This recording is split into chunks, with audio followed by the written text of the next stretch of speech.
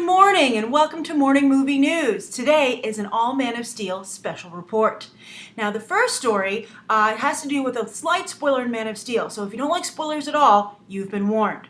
Now apparently Superman, while he's not the detective of the between him and Batman, he misses something pretty important in the film. But I have to say, I missed it too. But word is that cryo chamber that's been opened on the ship that's discovered in the Arctic, you'll notice that he, Planet of the Apes style, he finds a number of dead Kryptonians who were killed in their cryo chambers. One is open.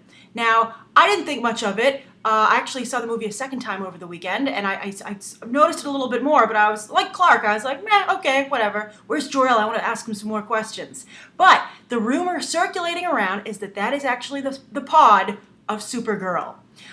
She shows up in the prequel to Man of Steel, which I think a lot of us, I guess, are going to go back and pick up now, because apparently it's actually relevant to the movie. Quite the shocker when it comes to these prequel comics, when they make them for these comic book movies. But what do you think of that? Do you want to see Supergirl introduced that way? Do you think that maybe they should have delved into it a little bit more? And also, let me ask you this. If she is around in the cryo chamber, is this going to be a situation kind of like, well, why didn't Spider-Man show up in the big battle at the end of the Avengers? Like, where the hell was Supergirl when Zod threatened the entire planet and Clark had to fight them all by himself? I think that would cause a little bit of bitter resentment for why she decided to like hang back and be like, let's see how this all sorts out. The other thing is that ship is as old as they say it is, 18,000 years. I believe is was the number they went with. While she's probably still ingenue age, because this is Hollywood, because she was frozen in time, that still means she was born 18,000 years before Superman. So even if they are related, I think that's far enough. This could be a potential, well, I don't know. I think incest is bad no matter what the length of time. But is that really going to come in? Is she really going to be a relative of Superman?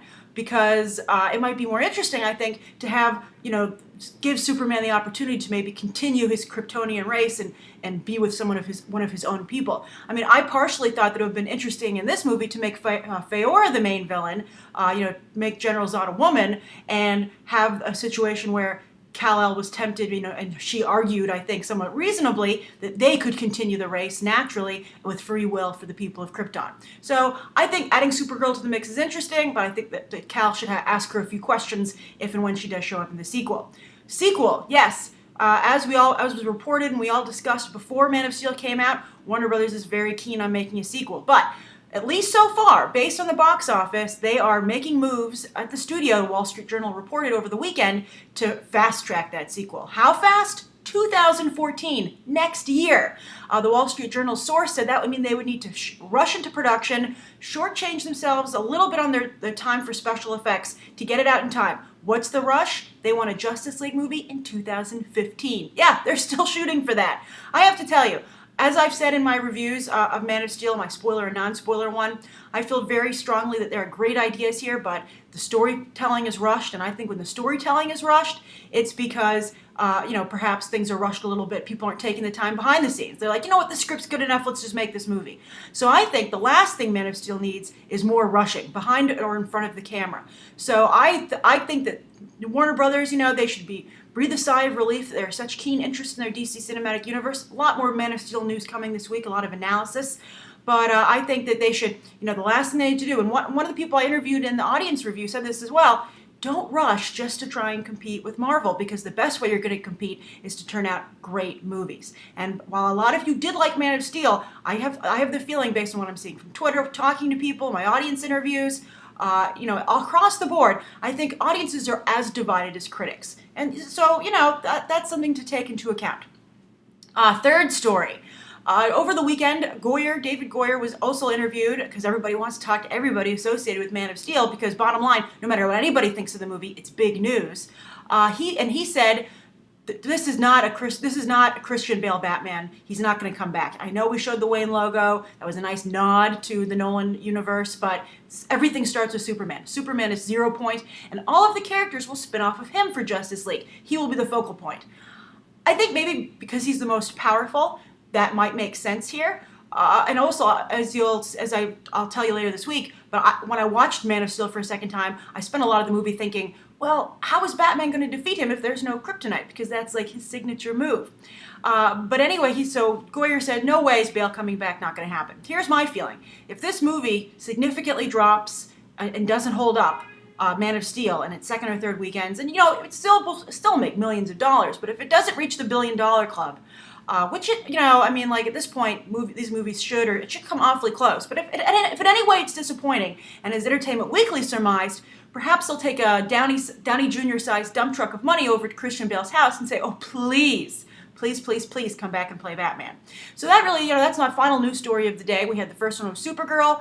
The second one was Wall Street Journal reporting a Man of Steel 2 for 2014 and Justice League still for 2015. The third story is how important is Christian Bale and in the same vein, Robert Downey Jr. to these DC and Marvel cinematic universes? How important are actors in general?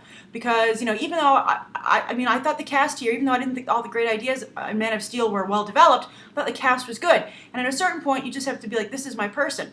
And, I asked people when I did Iron Man 3 audience review if they thought Robert Downey Jr. could be replaced, and they said, how are you going to replace just one member of the cast? You have to replace everybody then. You don't want to pull a Dark Knight where everyone saw Maggie Gyllenhaal and was like, hey, Rachel, and the audience was like, what are you talking about? Or, when they switched Terrence Howard out for Don Cheadle. Those are minor characters. Unfortunately, War Machine is a minor character, I think, the way he's treated. But you can't just have James Franco show up at the next Avengers 2 and be like, hey everyone, I'm Tony Stark. Everyone's gonna be. I don't think audiences will accept that. So, what do you think? Do you want to see Bale return? Would you get out that checkbook if you were Warner Brothers? Do you think someone else can take it on?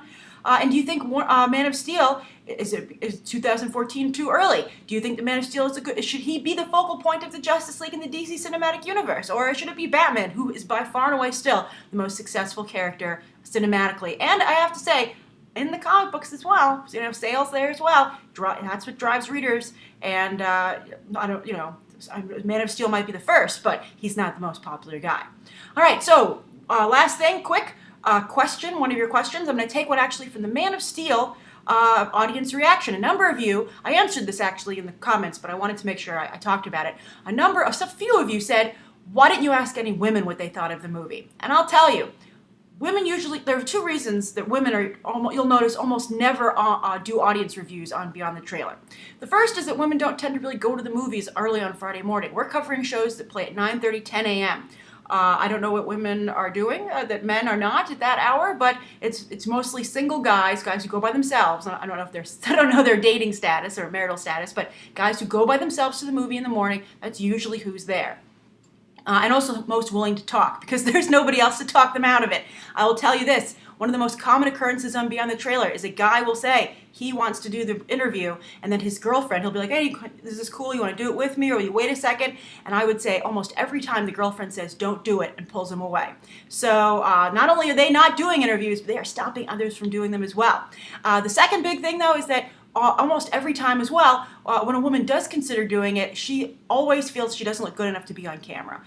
We've often said, what are you talking about? You look great. Also, she is being seen by people outside already, so I don't understand sometimes the logic in that. But, women are much more concerned with their appearance than men. So, interesting. And my third theory, actually, on this real fast is that I feel you guys know that the comments section can get pretty brutal, especially on a comic book movie, especially for a DC versus Marvel movie situation. And I think a lot of women just don't want to get involved with that. And I think they feel that people won't take their feeling about a comic book movie, their opinion, seriously. I even had one of you write that you did not really talk about being a comic book reader in public because you didn't really feel you get the support. And I think that's tragic. That's an answer I don't accept. And if you're a woman out there and if you enjoy comic books, great. They're female characters. They're comics are for everyone. And you talk about comics and don't let anyone bully you out of it. All right. Thanks for watching Morning Movie News. I hope you enjoyed this Man of Steel special report. Look for more stories throughout the week. And thanks for watching. Bye.